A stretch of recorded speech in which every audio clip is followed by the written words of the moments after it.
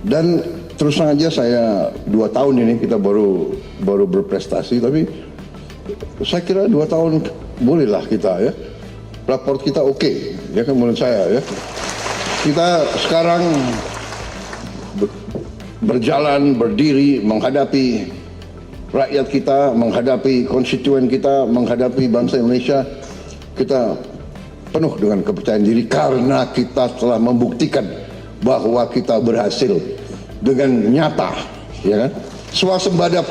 Swasembada pangan nyata, saudara-saudara.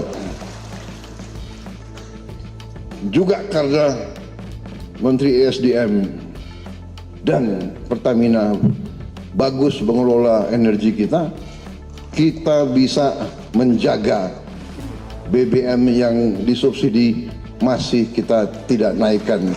Walaupun banyak negara lain sudah agak panik, Indonesia masih cool.